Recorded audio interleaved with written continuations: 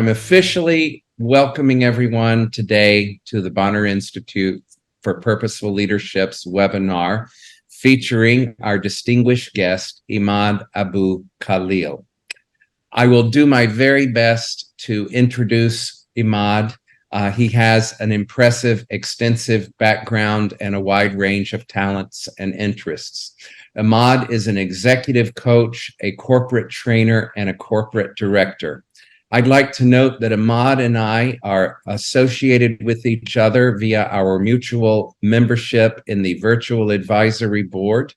Imad is the head of the Lebanon chapter of the Virtual Advisory Board. Imad has a multinational background, having lived and worked in Canada, and he has a background in technology, specifically telecommunication engineering.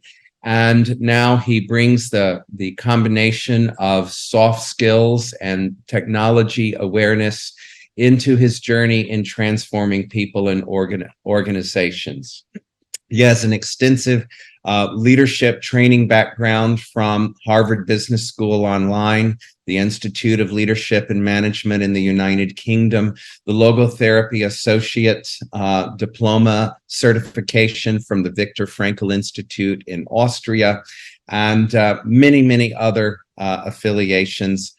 I would also like to note that Imad has trained and coached more than 7,000 people in Canada, the United Kingdom, Australia, Lebanon, and the Middle East in the last decade, including top leaders and executives from regional and multinational companies. Imad is the author of 3 books. He also created the Success Podcast, one of the top personal development podcasts in the Middle East region. He has created 4 online courses about transforming your life, people, and organizations, increasing self-awareness, and also enhancing communication skills for sales. Imad is the founder of the company SucceednLead for training, coaching, and consultancy, and Talent IT for talent acquisition and recruitment. And I'd like to note that the Bonar Institute, of which I am a member, is in partnership and affiliation with Imad's business. And I know there are other people in this webinar who are either clients or work with Imad. I'm absolutely delighted, Imad, to have you as a guest today. And I thank every person who is attending today's webinar. There will be a recording, and I encourage you to participate and speak up. So Imad, I'm going to put myself on mute, and I'm so delighted to hear your thought leadership today. Thank you, John. I actually didn't recognize myself for this beautiful introduction. Good evening, everyone in Lebanon, the Middle East. Good morning, everyone in North America. Very happy to be here, John and James from Bonar Institute. This is our first official partnership, and it's the seed for a bigger partnership that we're going to do together in the Middle East. I would love to acknowledge the presence of people that I cherish, respect, and love.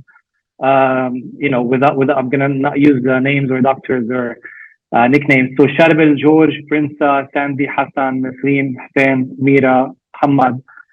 So today we're gonna be going in a short journey, almost 60 minutes, into something called nurturing family business in the Arab Middle East. And I say Arab Middle East, not Middle East, because we're focusing on the Middle Eastern countries, but specifically the ones that speak Arabic. So basically Lebanon, Saudi Arabia, KSA, United Arab Emirates, Qatar, Bahrain, etc., which excludes, for example, the NA part in the MENA region, which is North Middle East and North Africa. So excluding Morocco, Algeria, etc. So this focus on the Arab Middle Eastern countries, and why? The reason is this webinar is built as following. It's built on 2 things. The practice. So as John mentioned, SucceednLead and myself, we work on customizing training programs for companies in the Middle East. So a lot of the information you're going to see is due to us working together with these companies meticulously in partnership with them, with their employees, with their managers, with their C-levels. So we're talking about CEOs, COOs, country managers, etc., and some of their advisors. And maybe, John, you forgot to mention that I recently became a certified board director from the International Finance Corporation, and I've been and I've secured couple of board roles here and there.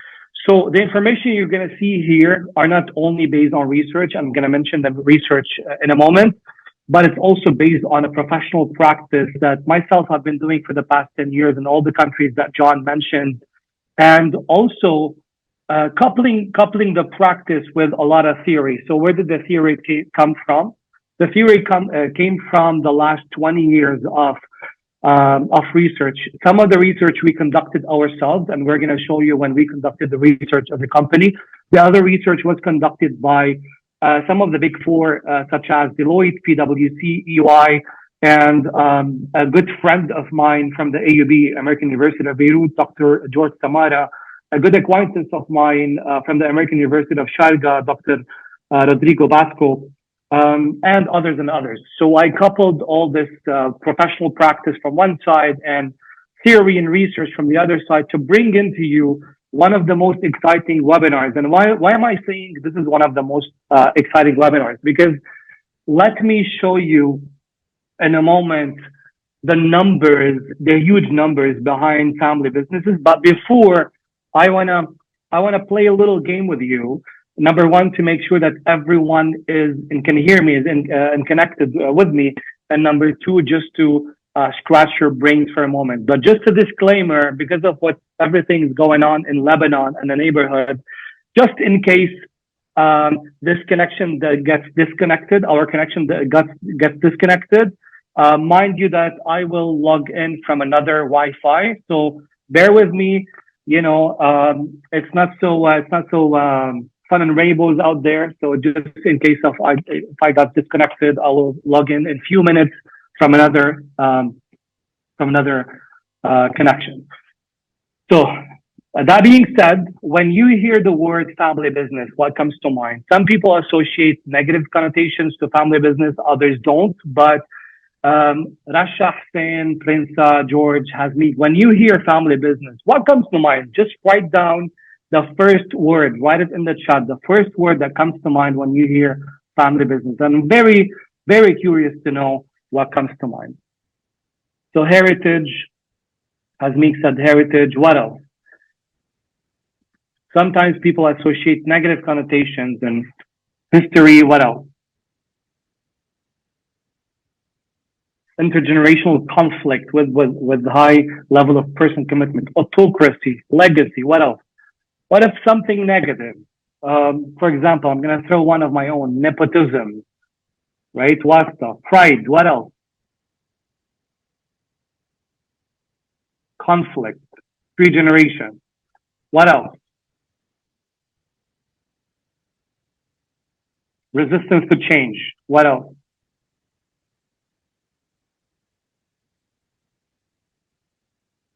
Complicated Sundays, you know it. Succession, one of our topics. Yes, taking work issues home or taking home issues at work. 100%. Intrusion. Great. So we accomplished two things. Number one, that you can all hear me, and number two, that this is what you hear when this is what comes to mind when you hear family business. But let me share with you some exciting, some really meaty, juicy, exciting numbers that will change the way you see family businesses.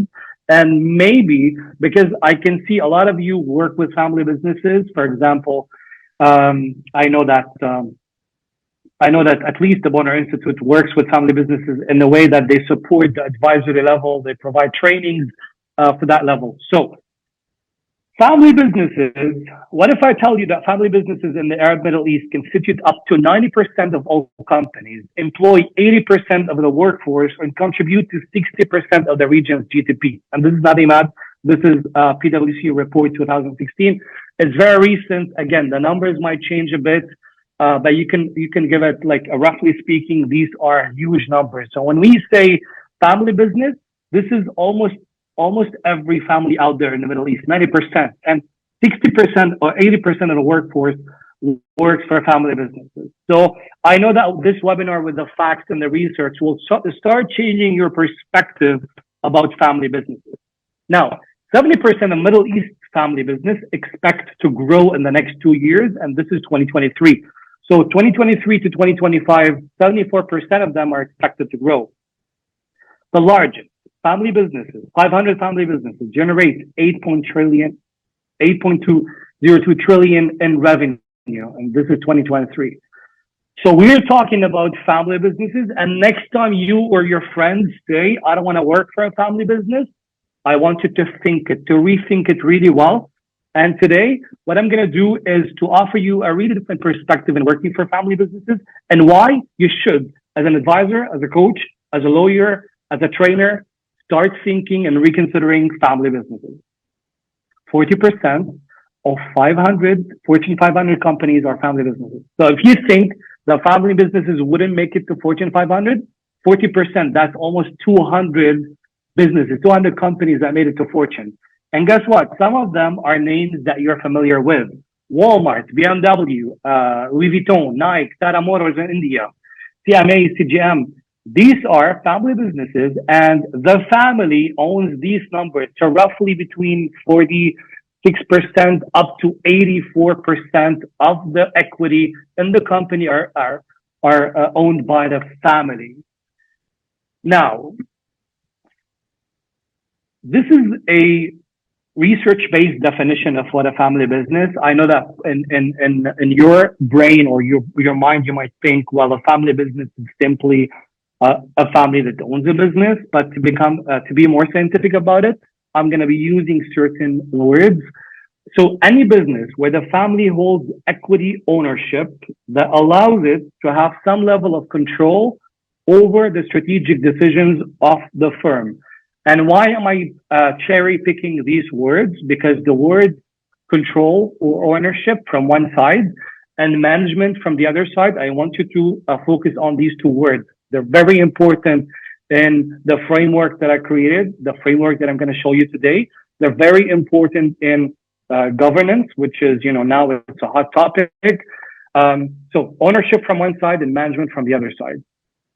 But I also want to introduce another concept for tonight, just for the sake of general education, because some of these companies might be multi-family businesses, which is an organization that was founded by at least two non-related families who shared ownership and strategic control. And I can give an example of a company in the Middle East, now worth, if I'm not mistaken, $350 million. And it's owned by two families. These two families happen to be married to each other. And so what they have together is called a multi-family business. Yeah. Now, as you can clearly see that family businesses play a vital role in the Arab Middle East economy, serving as a corner for job creation and driving economic growth. And as a lot of you mentioned, there's a lot of generation and embodiment of generational commitment. So for example, one of the companies that I'm going to share with you the case study of them today, it started roughly 60 or 70 years ago. So you can imagine all the generations, third or fourth generations that are part of this family business. Now, families in the Arab Middle East have a strong sense of responsibility toward the future of their members. And I put this word in bold because I need you to focus on the word future of their members. The reason is that a lot of the decisions were made not based on corporate governance, not based on expansion or internalization, for example, but based on what's better for family members. So this is one of the family values that I'm going to mention later, and to provide secure employment for the children and their extended families. So as we can start seeing that what makes family businesses, what makes them have a different flavor is that in their decision-making process, what we're used to in terms of internalization, expansion, growth, revenue are not as dominant in family businesses because family, employment of family members, employment of the next generation are taken into consideration massively. And here comes the role of purposeful leadership, as we're going to see in a moment. Now, all the good stuff, all the meaty, juicy, lip drooling information that I shared with you comes with risks. There's a high reward, but there's always a high risk, and everyone who works in business knows about this. But the purpose of this webinar is not to shy away or fear these risks, but to be ready through purposeful leadership, throughout proper understanding of family values, and throughout proper governance practices into working with these challenges and threats. And again, everyone who's working in this in the governance board directory, advisors, etc. This is where the opportunity comes, because there's no opportunity without challenges, and this is where my role and your role and everyone's role comes in. So, when it comes to finances, when it comes to human resources, when it comes to governance, family businesses are very conservative. For example, one of the challenges that family businesses have in terms of finance is that they shy away from financial investment. The reason is a lot of them value discretion, right? We don't want the government, we don't want the bank, we don't want the investment to know our books. And so we'd rather not go and open our books to investment or a business, to a bank. That's number one. Number two, informal human resources, and I don't have to venture much into this. Sometimes there is no HR person. Sometimes there is no HR policy or SOPs or structure itself. I'm working with a company where literally the HR person is the daughter of the CEO, and so she takes decisions not based on proper HR frameworks, but what the CEO implies. Mostly the CEO position remains exclusively set for male family members. And again, I know this is going to upset and anger a lot of people, but I'm here to describe truth and facts as I observe them, not what I like or what I prefer. So usually CEOs in the patriarchy, because these family businesses are mostly governed by patriarchy, whether I like it or not. Again, I'm here to share the facts, not my opinion, not opinion of everything, at least. So the CEO is reserved for male family members, and we're going to see in a moment how they choose them. Of course, you know this by now. Although it's changing, and although it's there's a lot of change when it comes to this, the presence of women in management teams tend to be ceremonial, which is it's not as often, and they're granted limited managerial discretion. So we can see a way less women on the board, and that's why everyone's now, pushing, supporting for more women on board. And I'm sure, as Megan and Nasreen can elaborate more on this. Now, research shows also that risk of disagreement and conflict is one of the most common behaviors and phenomena in family businesses. Conflict from one side and the need for conflict resolution. And again, the need for purposeful leadership to handle conflict. As you go from one generation to another, so generation one is the founder dad, for example. Generation two is his sons and siblings and daughters.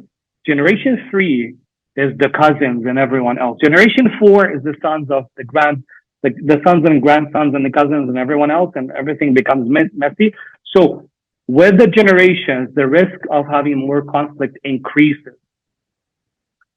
And two words I want to bring it to your attention, which is patriarchy and collectivism. So collectivism means, and this is in contrast to individualism, that's more predominant in North America, and I'm sure James and John can relate to this, and at least myself when I used to live in Canada. It's more predominant to describe entrepreneurship and business in the United States, North America, as more individualistic. Not that there's no collectivism, but there's more individualistic individualistic approach compared to the collectivism in the Middle East. And which means that, again, my decision making as an owner or CEO or founder or chairman, and sometimes they're all the same person, my decision is governed by what's best for my whole family and not what necessarily best for the business itself. Now, I'm going to introduce to you a framework that I created. And why did I create it in this form? Why doesn't it look like something that you're familiar with?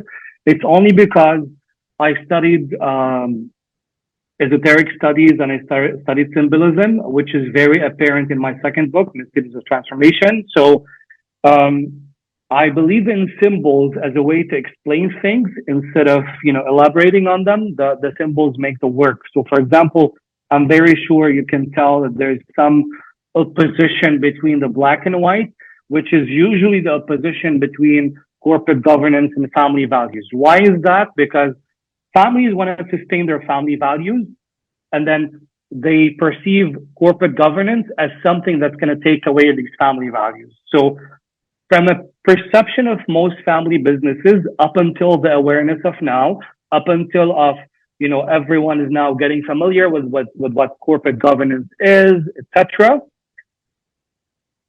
Older generation and first generation family owners used to think that corporate governance are a threat to family values. And that's why my framework comes in black and white. However, I learned something in esoteric that black and white, day and night, are not opposites. They're polarities, which means with the proper force, inner force or outer force, they can be unified into one unity, which is the unity of the yin and yang that you see in here. And because of that, because of the day and night, we have a full day, right? Because of the black and white, we have a full spectrum of colors. So this is an introduction to tell you the following, that the inner force or the external force, depending if it's coming from a strategic expertise from outside or from a purposeful leader from the inside, this force is purposeful leadership. And what purposeful leadership does and should do is to look at these seemingly opposing forces of corporate governance and family values and say, listen, we can apply them in a way where they don't oppose each other, where they do not contradict each other, where we can still use proper corporate governance practices from one side while sustaining heritage, family values, legacy, etc. And so the magic word is while instead of but. Corporate governance, but family values, this is the old story. Corporate governance while sustaining family values, it's the new story. And who's going to help us in this new story? It's purposeful leadership. So Bonar Institute, being one of the leading institutes for purposeful leadership, and me as an practitioner on leadership, together we bring you this framework, this delicate concept of how family businesses and how advisors like yourself can use purposeful leadership and family values and corporate governance all together in one unified framework. But first, let's talk about family values and some of our research when it comes to family values. Family values are the core of Middle East businesses. Our team, so SucceednLead, our team recorded the following core values for UAE. In a moment, we're going to share some values for Saudi Arabia, two predominant forces in the Middle East. Why UAE? It happens that our company is registered in UAE. We work with some companies in UAE. We have a business development in UAE.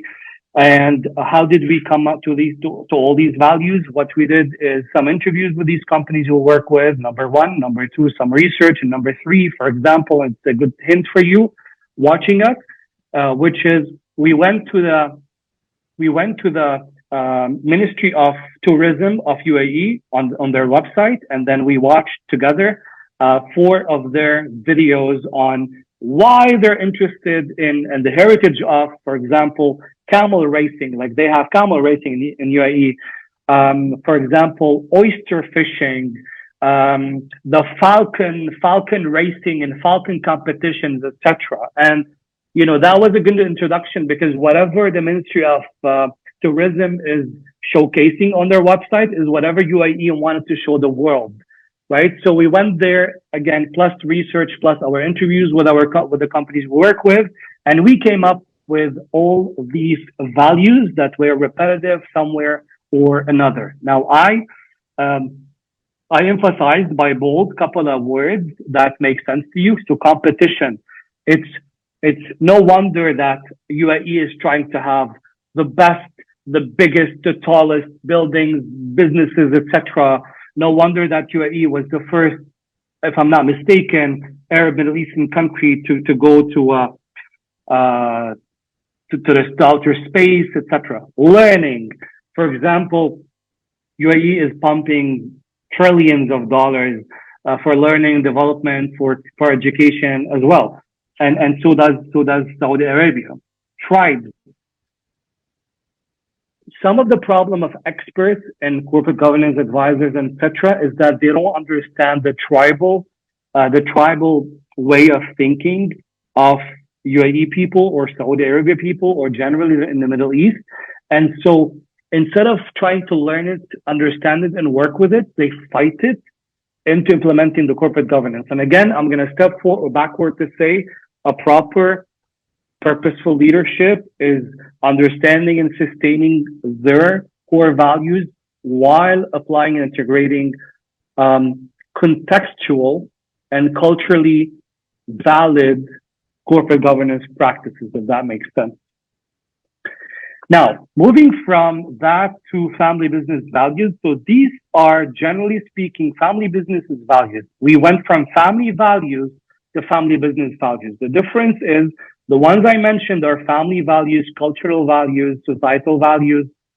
Some of them are religious values, because it also happens that the Middle Eastern countries are predominant with one or two religions compared to North America, for example. Now, speaking of family business values, so these are values that are predominant in family businesses.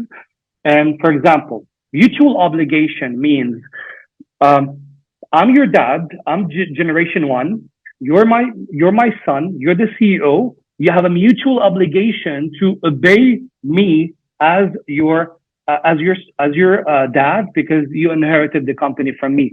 I'm just trying to explain what mutual obligation means. It means I have a mutual obligation to my son, who's the CEO. My son has a mutual obligation to me because I'm the founder. Mutual trust makes complete sense. Collectivism, patriarchy, you know it by now. And discreteness, as when we mentioned about the financial situation, the books, etc. Conflict resolution. So conflict is a predominant, I wouldn't say predominant, but it's a reoccurring phenomena in family businesses. And so the need for conflict resolution is very important, and preserving harmony, family harmony. So these family values are the pillar of family businesses. They extend beyond the boardroom, which means it's important to have them on the boardroom, but it's also important to have consistency and continuation of the family. Family businesses and CEOs and executives don't want to make business decisions that lead to the discontinuity or the conflict inside their families. And this is something that's very important to take all into consideration. Again, whoever is working, practicing, and advising has to be very thoughtful in terms of their leadership, and their approach has to be purposeful. And one of the ways to be purposeful in your approach is, sustaining and taking values into consideration. So, I'm going to pause for a moment. I'm going to share with you a case study. So this is public information. There's nothing hidden here. You don't have to read everything, but whoever is watching the recording can read it and can go into details. And I left the website for you. And then for the sake of time, we can go back and discuss it in the details. Why did I choose ALJ, Abdul Latif Jamil? For many reasons. I got to know Abdul Latif Jamil from one of our team members who works with them.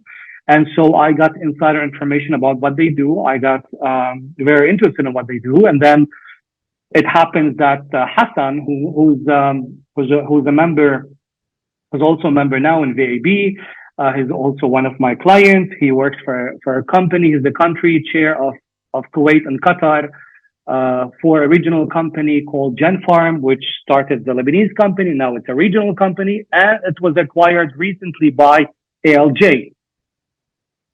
So that being said, it made me more and more curious about ALJ and what they do. And this link takes you to their story. They have an amazing story. They went from a one-person founder into a conglomerate in so many industries and countries beyond where they started. Now, in this case study, it shows that this company sustained terms like tradition, terms like values in their business, and then at the same time they also focus on innovation. How can you tell?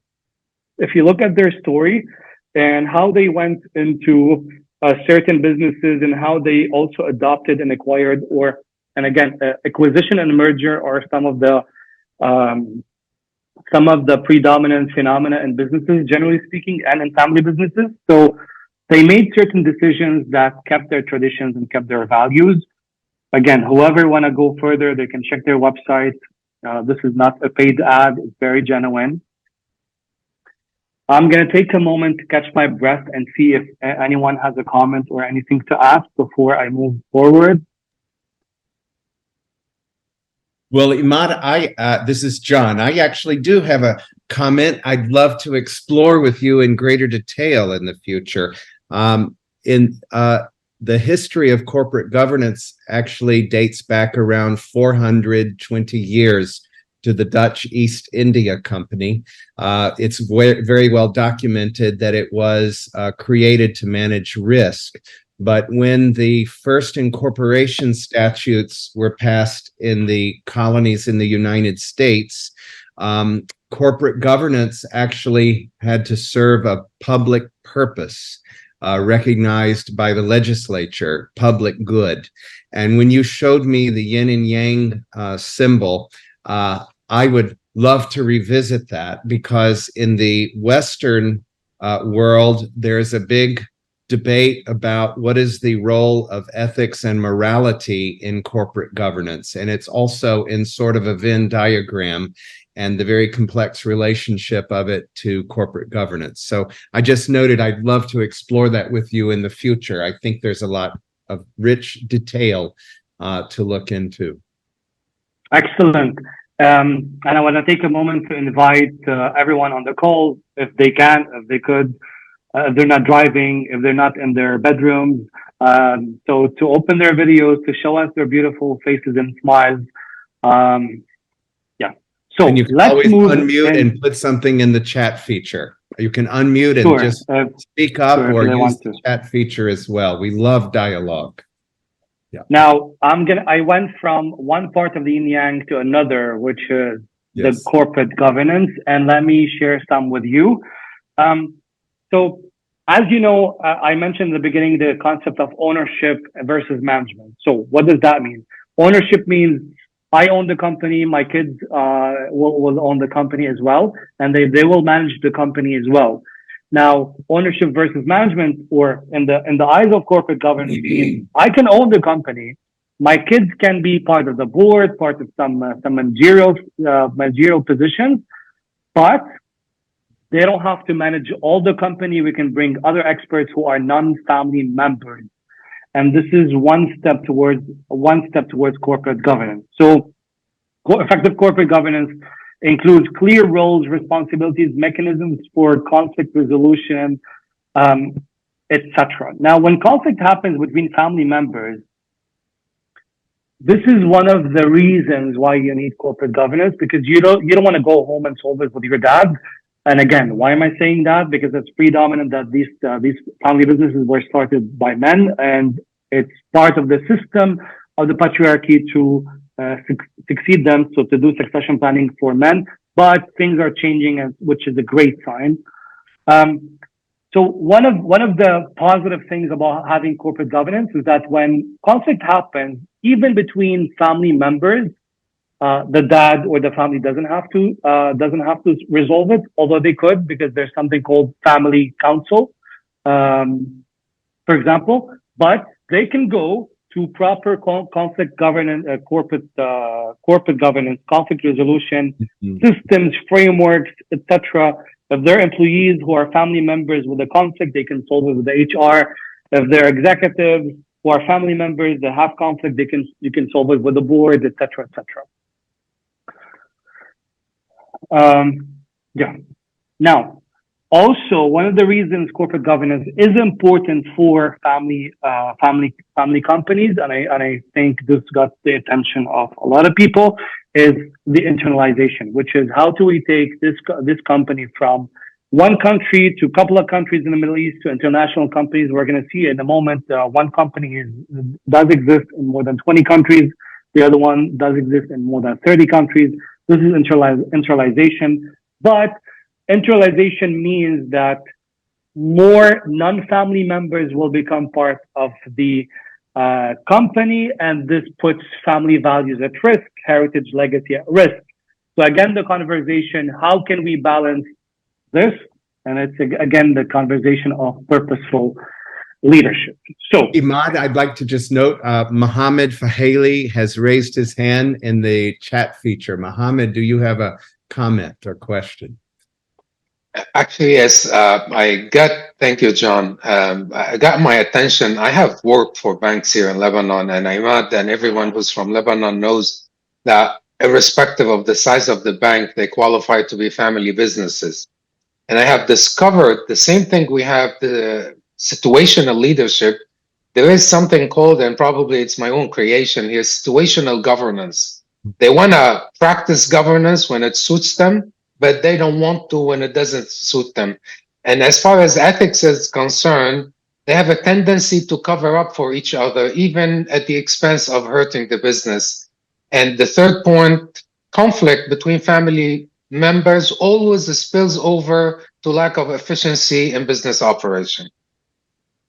At least this is not a scientific observation. That's from my own experience working for 5 banks.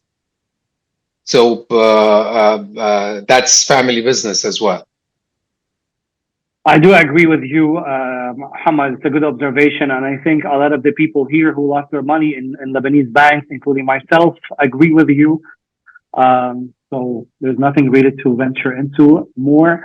We'll continue with this presentation if you don't mind, Muhammad, but I do agree with you on this observation. It's been a very selective governance. Yeah. So again, why do we need people like you? Why do we need experts and people like you, the ones attending tonight or the ones watching us? Because the presence of independent directors, so what's usually called NED, non-executive director and independent director, and for example, an active audit committee on the board signals to everyone, signals to investors, signals to banks, financial institutions, signals to non-family people who want to become employees that this company is led by a board that has independent people on it. And it's a good sign. It signals professional climate. It signals that this company is willing to sustain their family values and while at the same time integrating and accepting proper corporate governance. So if you are independent director, this is a good point for you. Now, these are some recommended practices in corporate governance for Arab family businesses. So for all the board directors, including independent ones, if you want to find your niche when you work with a family business, this is where you can focus. Definitely, for example, our focus is on succession. I'm going to tell you why, because, for example, we've worked with companies who wanted to, in 3 years or 5 years, to have one of their family members become a leader in that company, but that person didn't have, enough experience. So some of the board mentored him. They did some training programs for him. I myself was in charge of the not executive coaching, the leadership development, which meant helping him develop the leadership skills and attitudes and behaviors and frameworks during the next 3 to 5 years, so that in 3 to 5 years, this person can become in a leadership position. So succession planning and leadership development come hand in hand, and these are recommended practices. Now, John was mentioning, AI, technology, etc. This is part of digital transformation. All of these are recommended practices in corporate governance for Arab family businesses. Financial oversight, I mean, it's self-explanatory. Transcending family boundaries, which means hiring people who are not family members, etc. Al-Rashhi Holding, again, it's not so many people know about it, at least not the ones I've had a discussion with. But Al-Rashhi Holding also has such a nice heritage and legacy in terms of what they've done for the past few decades. I'm just going to mention two of the many corporate governance practices that they've done. So, for example, they started recruiting external professionals because they realized that they need to adopt transcending family boundaries as one of the corporate governance practices, etc. And they practice succession planning to transition the professional development, etc. So again, for this is where the conversation starts making more sense to everyone, that sustaining family values and adopting corporate governance can come in hand with a proper purposeful leadership. So this is another case study, very fast, just to showcase the corporate governance practices that I'm recommending.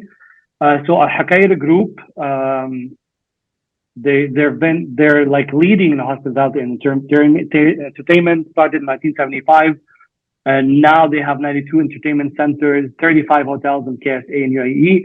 Two of the many practices in corporate governance they did, which again, conflict resolution mechanism, which I explained a lot, and financial oversight, which is, this means financial transparency, having audits, and audits can be part of an internal audit that works with the CEO, or an external audit that actually audits the CEO, if I'm not mistaken, etc. So these are not the only two corporate governance practices they did, but these are two examples that support my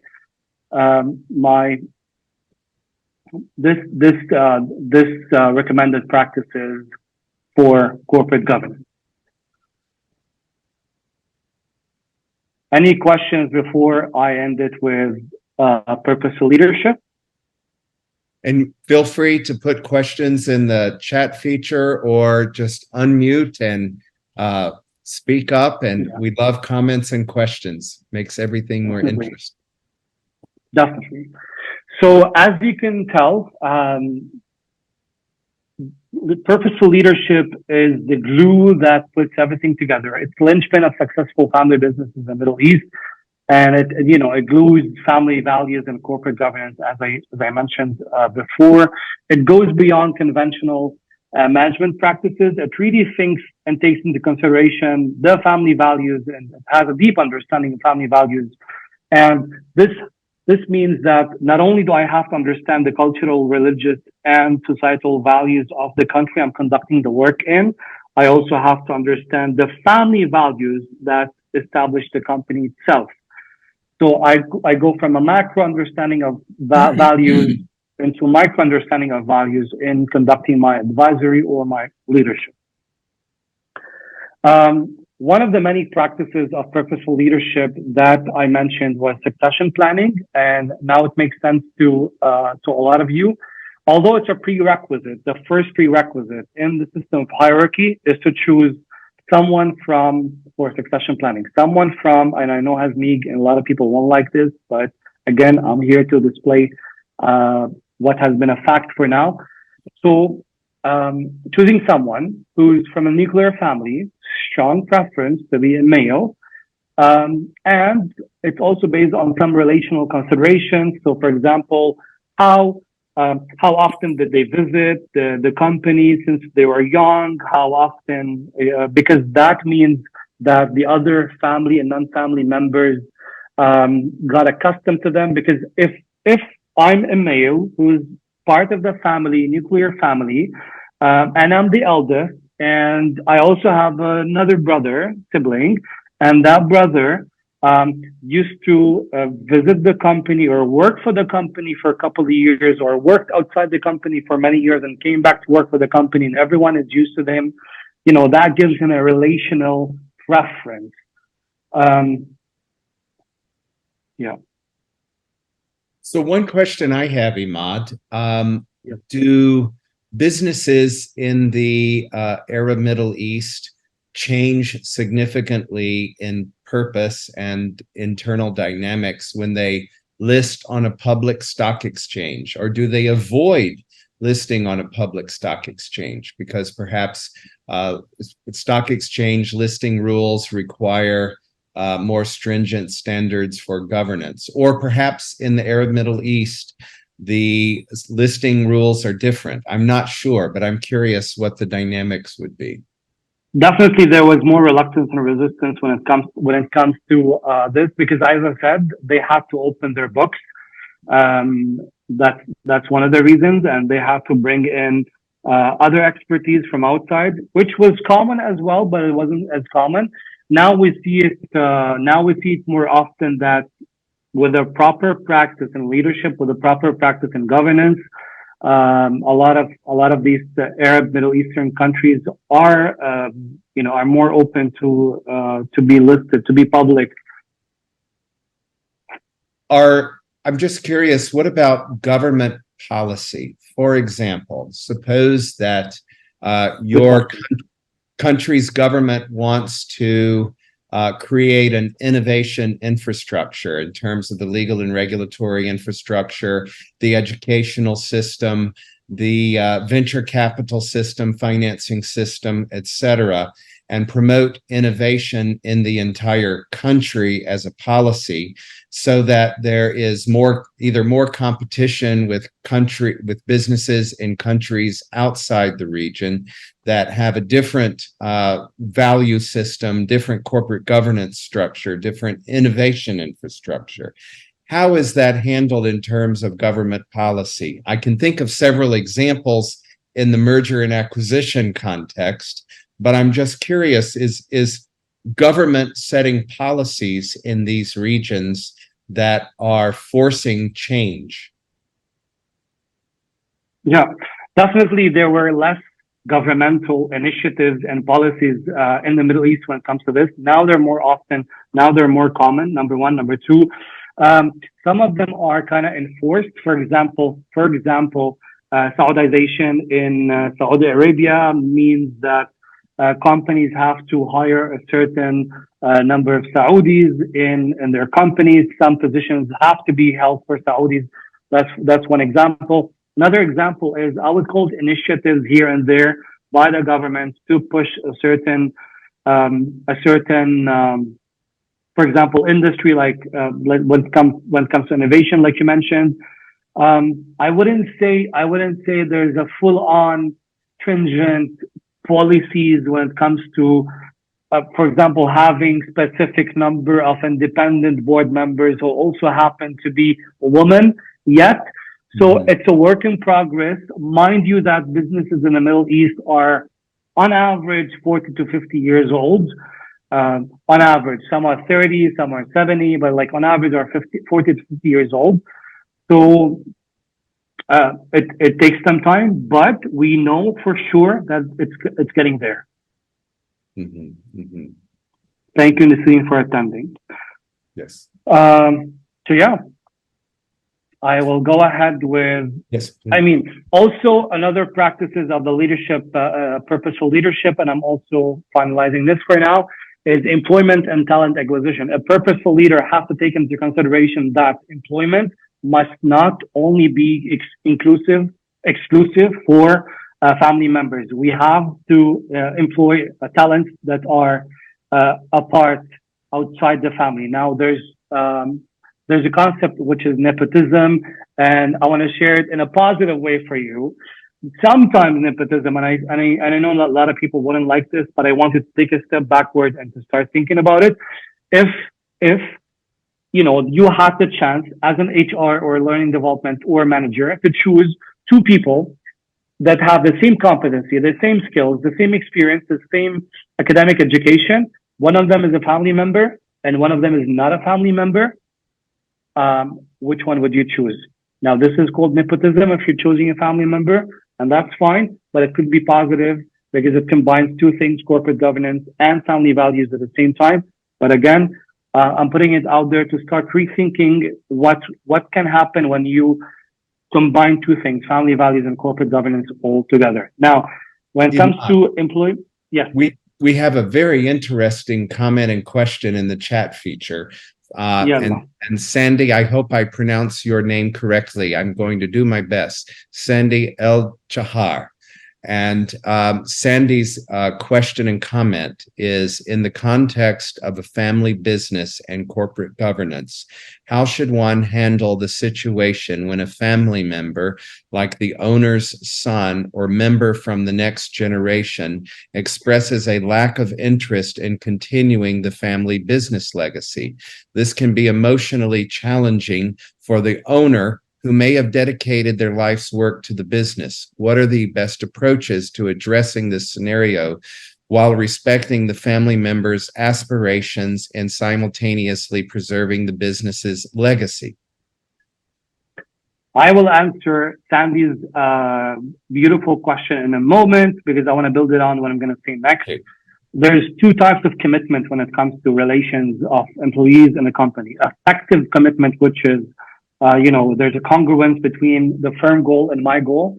And then there's imperative commitment, which means, I cannot find a job outside, or I'm not qualified to work outside. So I'm just going to end up working for the company. So both work for the company, but one of them has an effective commitment and one of them is imperative. And in this case, why do I want to build on it? Because I was brought in as a coach for someone who's the son of a company.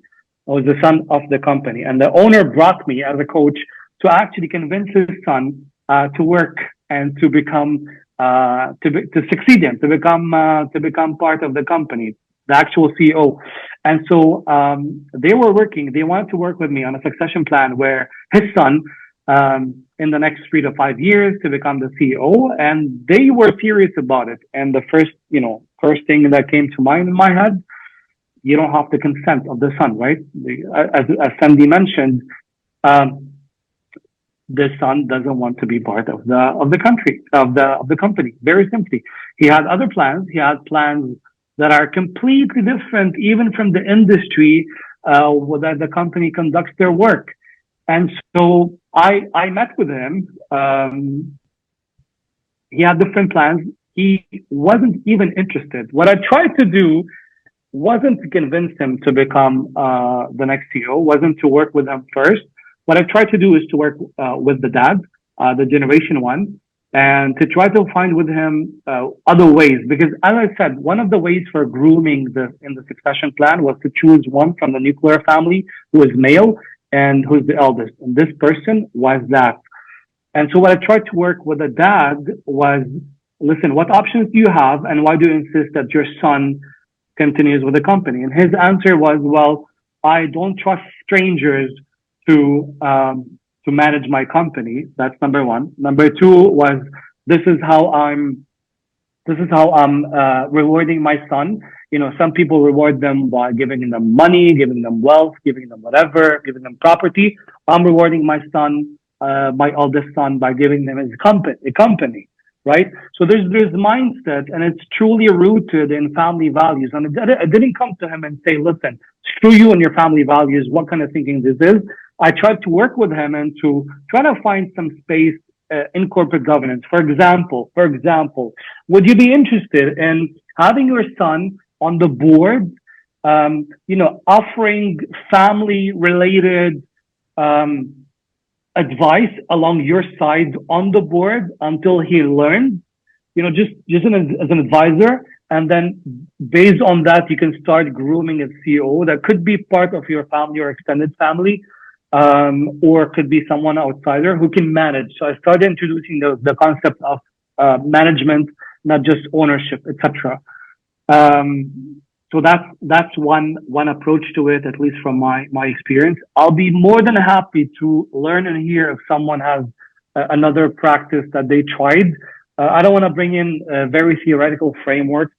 I want to hear more meaty experiences. Yes, I would like to note we have a comment, and I will do my very best to pronounce the name correctly. Hasmig Dansigwian Kuri has observed that meritocracy should be the primary criteria. And so I would like to make an observation I have from the United States. Actually, the majority of businesses in the United States are privately held businesses. Most of the innovation comes from privately held businesses. Many of those are multi-generational family businesses. And my overall observation is there are two patterns. One pattern is there is absolute financial disaster, and the threat of the destruction of the business legacy is the only motivating factor that will bring in change. And it's usually an acquisition by a company when the assets are undervalued or devalued, or the third generation of the business becomes professionalized, gets an MBA, wants to bring in professional management, and they bring in professional change management skills. I'm a member of the Private Director Association, and that's one of the dynamics that we observe. I'd like to return to you, Imad. Thank you, Hasmig, for your observation. And yes, I agree with Hasmig. Meritocracy should be one of the primary criteria. When adopting, when employing, when having talent, when assigning people, etc. So. Another case study in Al-Futtaim. Al-Futtaim started in UAE in 1955, and now it's in 20 countries. Again, they have a lovely story. I mentioned their website here, and for whoever is watching, it's very interesting to see what they've done in terms of business. Now they're conglomerate. This is a name where a lot of people in the Middle East know, and this is why I'm mentioning them in the case study. Now, this is it for me.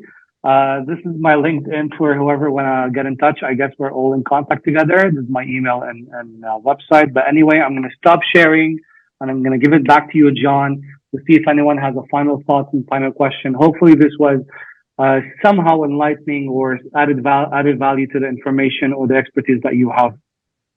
Well, Imad, thank you very much. I've thoroughly enjoyed it. I hope that people will speak up. Please speak over me, because I'd rather for everyone else to talk than me. I would like to note, Imad, I did a lot of work in China for over 8 years, and a lot of the dynamics are actually very similar.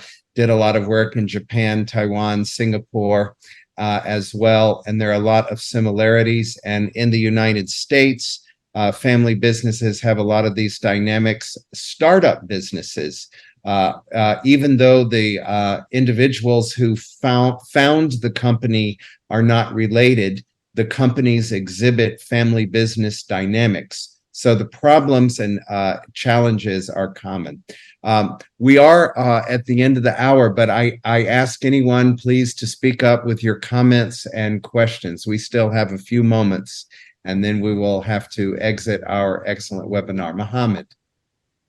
I want to, I don't see the family business examples that Imad mentioned. They're not the typical family businesses that I have to say I was expecting. I mean, my experience, which is very limited, from the family businesses that applied for a loan at financial institutions that I worked for, none of them had board. They work, almost like whenever the family members who own the company meet, that's the board. And I think there has to be, the idea of governance, at least in the Middle East, and I can only speak about Lebanon. I cannot speak about the Arab countries like Imad did. His experience is much wider in that respect. The governance should be emphasized to the point where, no, not every time the family members meet, that would be a board meeting or a quasi board meeting or proxy for a board meeting. You have to be very open about forming a board. have independent members, non-executive members. You have to have policies and procedures. You have to have workflows. I mean, when we try to ask the borrower or the loan applicant to submit documents, half of the family businesses that approach the bank lack the basic documents that related to organizational structure. And I'm talking organizational structure all the way from the board to board committees, to management committees, strategic thinking. I mean, don't even try to request a strategic document. I mean, okay, now you're applying for a loan and that loan represents 25% of your equity. Where are you going with that? Do you know where you're going? Do you want to expand in other countries? And it's all, and I think these are one of the pain points or the ills of family businesses, is that governance is mistaken by having family members meet or agree on something. And this is not board, this is not governance. Governance is like, and I liked your example when you ask, I mean, if you have two people who have the same qualifications, background, experience, and everything, would you hire a family member?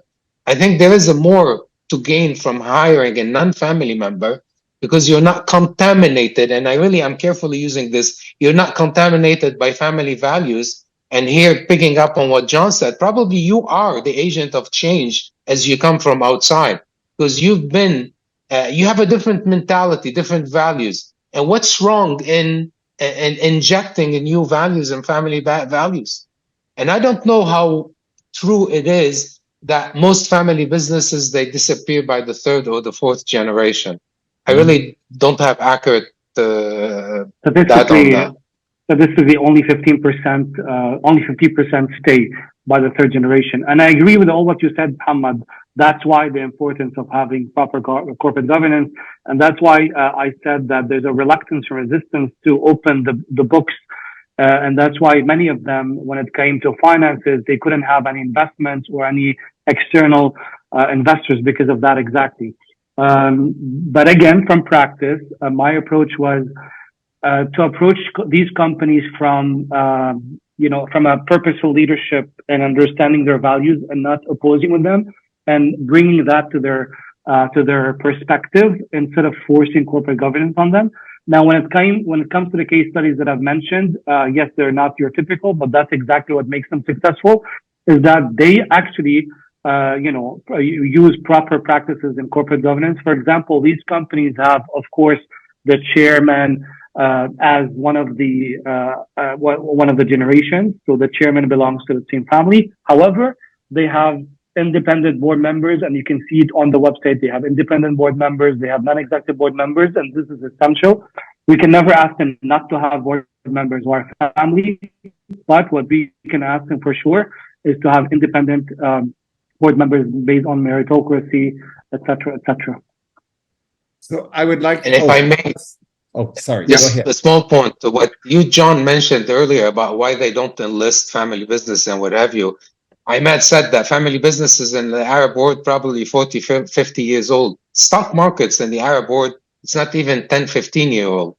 And I think here comes the importance of organizational maturity. Organizations are not mature enough to face the heat of disclosure in the marketplace. And that's why they don't enlist as often as family businesses in the US, and they don't resort to the financial markets to borrow. Normally they go to banks and like individuals to request for loans because they always lack the necessary documents for disclosure. Asmik, I noticed you had your hand up, and we'll have to end with your comment or question. Well, it's a bit of a sharing of an experience rather than a comment or a question. Yes. I'm happy to share a bit of actually, I want to open a small parenthesis before sharing. One of the most admirable family businesses that I've had the opportunity of observing from afar is the Villeroy and Bosch, the famous porcelain plate makers and home use accessories. This is a company that has been around, I think, over 300 years. It's still double family owned, Imad, very similar to the example you gave in the beginning. It's owned by the Villeroy family and the Bosch family. Funnily, it's been through 2 world wars in Europe. One is a German family and the other is a French. It's something really admirable to look at the history of this company. Obviously, they have their own governments and all the necessary what have you that we've been discussing and we agree on. A small experience from my own. I come initially from a family-owned business, and I can vouch to anyone who's listening that the worst boss to have in the world is your own father, because a father can always accept any other person to make an error, but a father would never accept their own child to be at any point in any manner done a mistake. I mean, and working. And I say this to my father, who's today 80. I say, "You're the worst boss I've ever had to work for," and he knows. And he was very difficult and tough on me. I was the eldest child, so he did not have the perplexes and the complexities of the Arab man of wanting to. On the contrary, he was a great boost to putting me up on in the management team and to allowing me to make changes, although I had to struggle with him personally to make the changes. But still, he did allow me. And the reason why I actually left the family company and I went and when did something on my own is that I have a brother who's younger and a few years younger. And when he came in, out of respect for my own brother, not because anyone asked me to do so, I wanted to give him the breathing space. And I was very overpowering at that time in the company. And I held the saddles and I felt, and one time I remember him mildly telling me, you've been there for about 5-6 years. So how am I going to be able to prove myself in any way as long as I'm behind? I was overshadowing his management powers. So at that point, I said, okay, I'm going to take a back seat. I went and founded something on my own, and then the rest is history. But it's not always the patriarch or the CEO or the chairman that plays with his children. And I let him be. And I agree with Imad as well. Very few, our family business, unfortunately, has ceased to exist. It's an over 100-year-old business. Had we been smart about it, we would have sold the brand name, the know-how, but we did not have nor corporate governance, nor any what have you, to be able, there was technical know-how that was very valuable, and we just let it go. So that's my 2 cents. So we've reached the end. I've so very much enjoyed all of the comments and the discussion. And I thank every one of you for participating. I especially thank Imad for preparing this presentation. Imad, I assure you, I'm inviting you for future webinars, and there are many people who have participated. I hope to invite to give a webinar as well.